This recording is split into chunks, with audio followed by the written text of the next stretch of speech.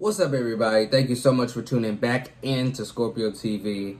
This time, I have the horror icon, Mr. Nightmare. 3 true disturbing October horror stories uploaded October 5th, 2021. Now, I told y'all I was bringing back some old school, some classic, true scary story content creators from the days when the channel was just starting out. I brought out Unit 522. Like, I know I gotta bring out Mr. Nightmare. He needs no introduction. Over 5 million subscribers currently on YouTube. Who don't know who this dude is? Even if you're not into the horror genre, you had to have at least heard of this man and his work. Like, he was like the number one, if he isn't still the number one horror content creator when it comes to these scary stories. Because he's the first one, right next to Dr. Horror, that I got started on when I first started YouTube. Him, Dr. Horror, and Unit 522. Then it went over to like B-Buster and, you know, some other folks. But Mr. Nightmare? Iconic. Man. Like I said, not much needs to be said about this man. You know, he's an icon, man. He's been doing this shit for the longest time, and he's still doing it, still putting up impressive numbers. Man, all respect to this man, because, like I said, he was the first one who was implementing like sound effects to correlate with the stories that he was telling that would make the stories that much more scarier. So yeah, this man has scared the shit out of me a nice amount of times. But hey, I'm rambling like I have been for some reason lately. All the important links will be down in the description. So without further ado, let's get into it.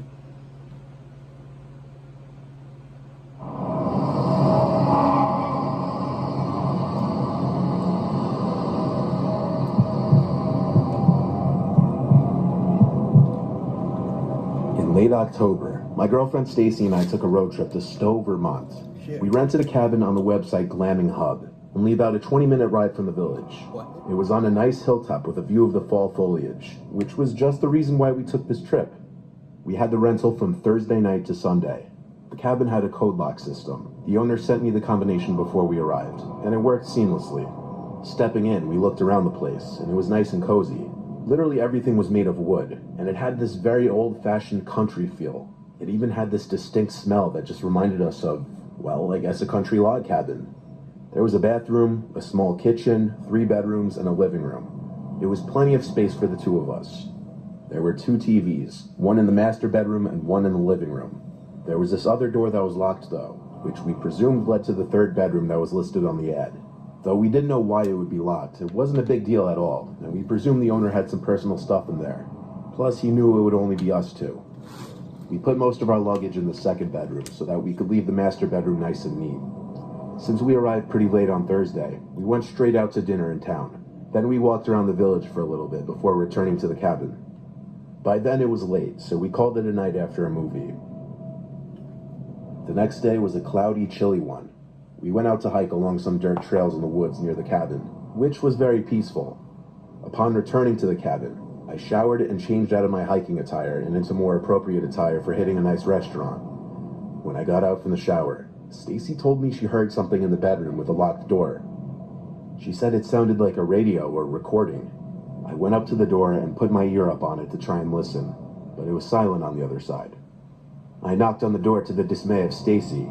She told me to stop because the idea of me knocking on the door trying to see if someone was in there freaked her out. To be honest, I slightly did it for that reason, just to tease her.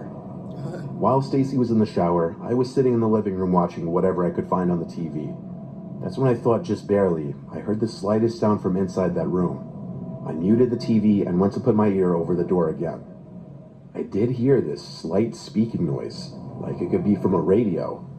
I messaged and then called the host and told him about it. He said he wasn't sure why his wife would have locked the door, but that she may have left some of her stuff in there. He said as for the speaker noise, he'd have to ask his wife.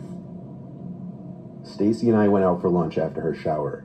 I didn't tell her about hearing the noise as well because I didn't want to creep her out. It was obvious to me the guy's wife just left an electronic device in there or something.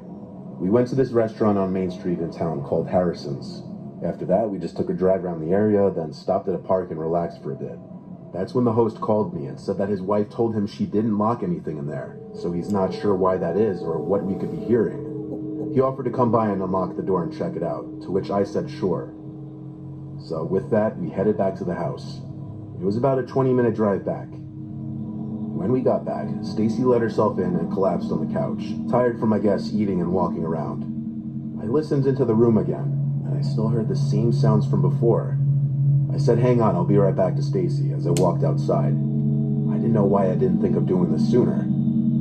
I went to the window to the bedroom with the locked door. There were no curtains or anything blocking the view inside. As I stood on my tiptoes to look into the room, I was horrified. I saw this grossly skinny, tall, 20-something-year-old guy in a hood dancing slowly in the center of the room. He had what looked to be a small radio in his hand. He noticed me quickly at the window, and he stopped and looked at me, smiling. I started screaming Stacy's name, yelling, "Get out of the house." She met me at the door, panicked and confused. I told her just get in the car. I grabbed our 2 bags, leaving whatever stray items behind, and threw them in the trunk, driving off. What? I then called the host and told him to call the cops because someone was in the house. I wouldn't have grabbed shit. An hour later, while we were sitting in town, I got a call back from the host who said police arrived and the 3rd bedroom was opened and no one was in there. However, they found multiple empty bags of chips under the bed, implying someone was in fact in there. We went back to collect our remaining belongings and worked out a refund between the host and the website. Of course, we didn't stay there after that. Right. We went to a nearby motel and stayed till Sunday, then we went home. I'll tell you though, what I saw through that window, that dancing skinny figure, I couldn't sleep for nights, especially with the thought that he was in there the entire time we were, Right. even while we were asleep. If I'm in a state of panic and trying to leave a place, I don't think I'm gonna even think to grab my bags or luggage or anything like that. My phone and my keys. It happened after a long Friday night That's halfway it. through October, a rainy one, and drinks were involved. I was at this Halloween-themed housewarming party with all my friends. I didn't wear a costume because I came straight from work already pretty exhausted. I took an Adderall to wake myself up before going, and I stopped at a gas station to pick up some White Claws. There were a decent amount of people there, I'd say 25 to 30. I had to meet a few people that I'd never met before. All this socializing and drinking was keeping me awake, but deep down I kind of wanted to just get home and go to bed.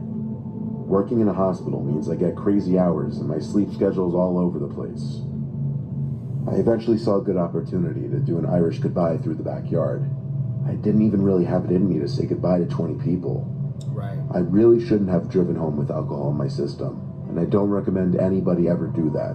Always call an Uber. I ran through the rain and got in my Subaru and just started to drive. No music on. And it's raining?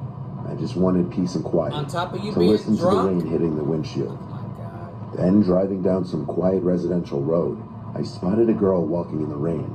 No umbrella, no jacket, nothing. That's She unfortunate. stopped walking and looked at my car as I drove nearer to her.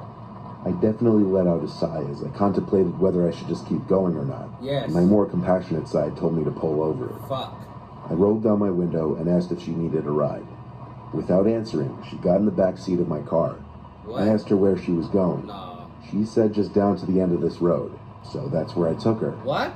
As I stopped at the second stop sign, I asked her why she's out in the rain. She said she was just in a hurry back and didn't want to call a cab. I said that's understandable, making a joke about how expensive cabs and Ubers are. I introduced myself as Jake, and she said, "Allie, thanks for picking me up." After that, no more words were exchanged. I continued down the street until I saw a dead-end sign approaching. I stopped at the final sign, then asked, "Is it past the dead-end sign?" She didn't answer. As I was halfway through that little intersection, I looked in the rearview mirror, and my heart sank. She wasn't in the reflection. I stopped on the brake and turned around. That's what I'm She wasn't in the talking back seat. I quickly pulled to the side of the road and got out. I hurried to check the entire backseat row.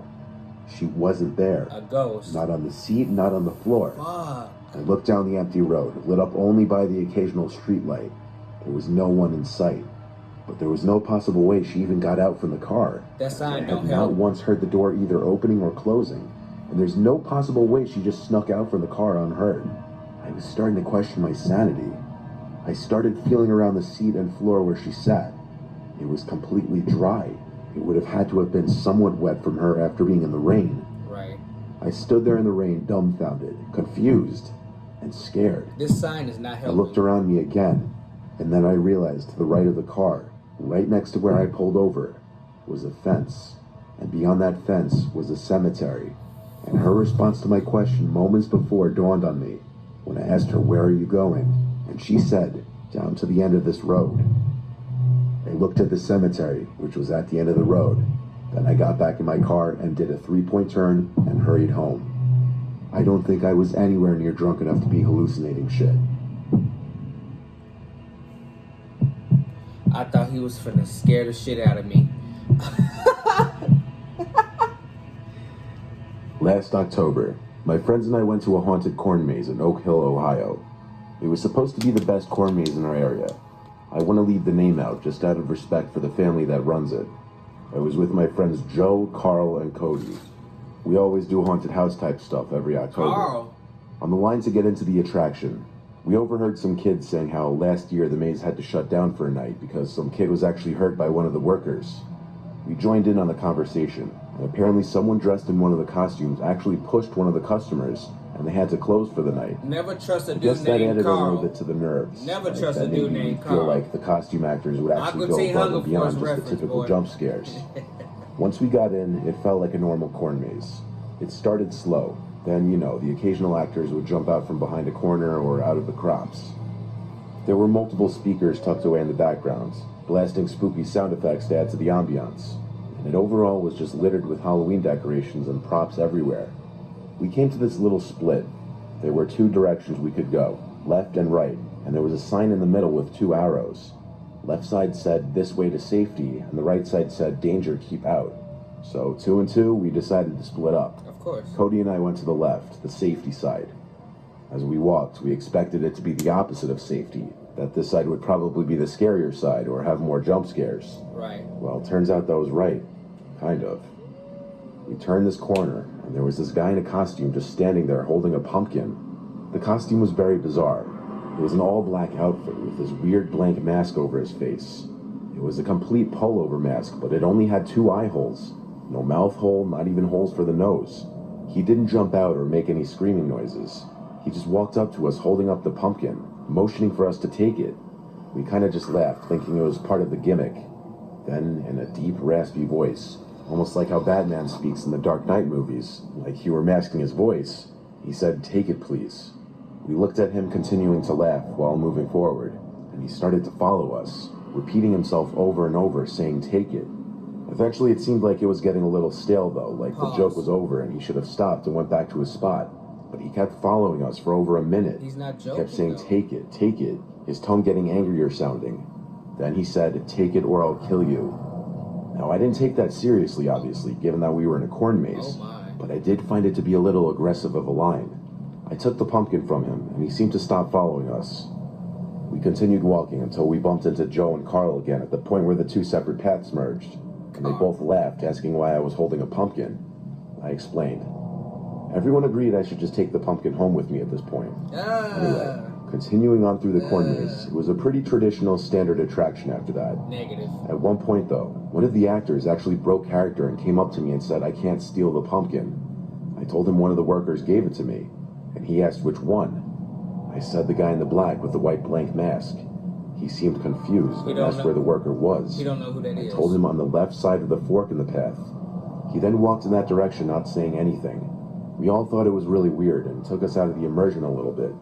Quickly after that, we made it to the end, and it was only then, when there was enough light, that I realized the pumpkin was carved on the inside, and the top of it was cut.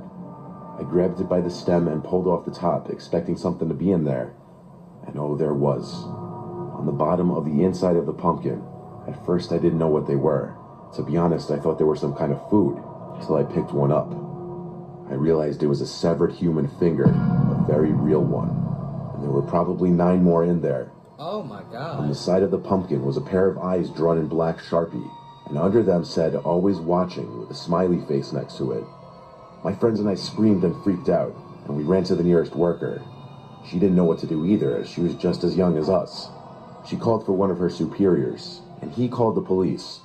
The whole attraction was shut down as police came and basically listened to our story. We stayed on the premises while police searched the place, but it was basically in the middle of nowhere, so he could have been anywhere. The police took the appendages for, I'm assuming, forensic analysis. I don't think a body was ever found to match the fingers. We left that place unharmed that night, but not without a permanently traumatizing experience.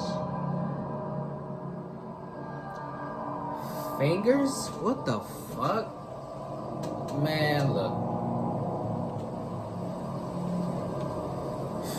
Do y'all see why I love his videos? Bruh. The build-up. The ambiance. The fucking sound effects. Especially in that second story when he realized that the girl was no longer in his back seat. And then you just hear this loud, suspenseful, like, boom.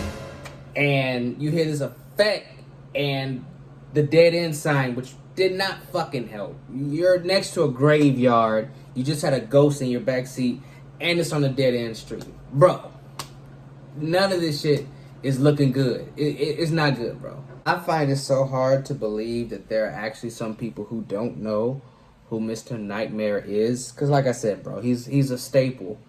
And like E40 says, he's a factor. Like, Mr. Nightmare is a staple in the horror community, in the horror genre, bro. You can't look up true scary stories in a YouTube search bar without some of his videos popping up. You can't. Like, there's no fucking way. Bro, right now, if y'all were to go to your YouTube search bar and type in true scary stories or true horror stories, I can almost guarantee Mr. Nightmare is going to pop up somewhere within the top 10 search results. I guarantee that shit. Not animated horror stories or, scary videos. True horror stories, true scary video. I'm sorry. I fucked that up. True horror stories or true scary stories. It's basically the same thing, but certain people, they word it differently. If y'all type that shit in, I can almost guarantee Mr. Nightmare is going to pop up within the first 10. He's going to pop up, I'm telling you. Because that's just how big his name is. Because he's been doing this shit for a long time. And personally, I think he's like unmatched with the way he does his videos. You like the sound effects, the ambiance, and all that. A lot of other creators are starting to do it too, and I can almost guarantee they picked up the game from Mr. Nightmare. I'm telling y'all. Loved the video. Loved it. I felt like it was definitely appropriate, seeing as it is October. It's close to the Halloween time. So, and it's Mr. Nightmare. And it's a classic, throwback weekend for these horror story guys. So y'all know I had to throw Unit 522 in there and Mr. Nightmare. So I'm not gonna tell y'all who the last guy gonna be or the last person, because y'all don't know if it's a male or female. So I'm gonna leave it like that. I'm bringing y'all one more. And then we're going to get, back to, like, our, the things I usually watch. But I had to delve back into the classics, the icons in this horror stuff. So, Unit 522, and now Mr. Nightmare. Man, the last one, boy, y'all gonna flip. Some may know, some may not, but you just have to wait and see. But that is it for this video. I hope you drop a like, a comment, share the video, support the channel. Make sure the bell icon is tapped so you will get notified every time I drop new content, which I do Mondays, Fridays, sometimes Saturdays. That's all for this one. Stay safe, stay blessed, stay humble, and I will see you all in the next video.